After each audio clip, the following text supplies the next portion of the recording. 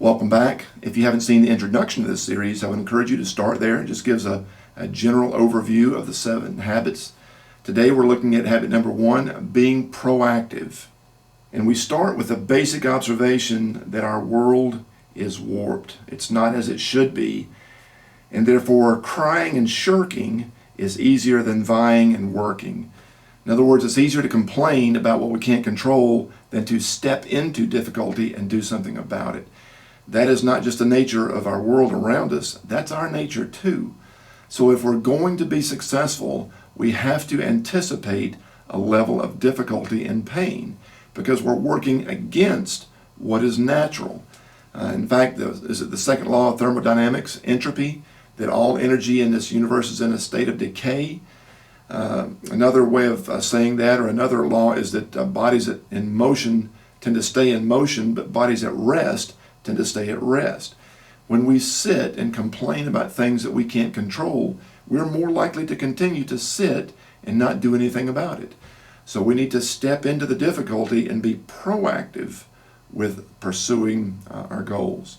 Secondly, it's important not to define ourselves by our past, but to redefine ourselves by today forward.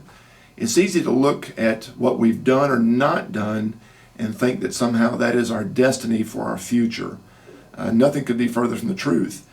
Dr. Hovey talks about our habits becoming who we are or becoming our habits. Both are true, because once we begin to get in the habit of doing things differently, we too will become someone different. So it's not nearly as significant to look past as it is to look forward into where you want to go. So it's important that we honestly identify our beliefs and values. What do we currently think about the reality of our world? What do we believe are our resources? Who do we think we are? What do we value? What do we want to accomplish? What do we appreciate about what others have done for us or with us? Discuss that with people that you trust, and between them and you in an honest conversation, you can begin to look at some of those beliefs and say, well, that's not always true. Or I was told that, but it's partially true, but it's partially not true. And to look at some of those values and say, well, this one is solid gold, but this one's kind of gold-plated. It has some worth to it, but not nearly as much as I attribute to it in my life. This one's kind of fool's gold, and I've discovered that in my trying to pursue it in life. So in that honest conversation, in that inventory of your values and your beliefs, you can begin to look at things that you should pursue and be proactive for, and other things that you can let fall by the wayside because they're not nearly as important. Then begin to view external events and internal emotions as opportunities to choose. All of us have external events, things going on in our life, and we have internal emotional reactions to those. We get bad, mad, sad, or glad. It can be very easy as a complainer to react to the bad, mad, sad, or glad in the context of those external events.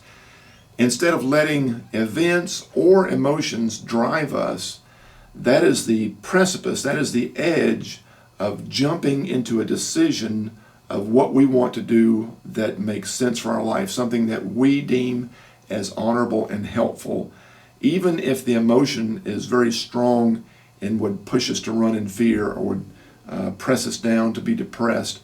I guess that's redundant. Or would fire us up to get angry and attack a person when the person's not really the problem.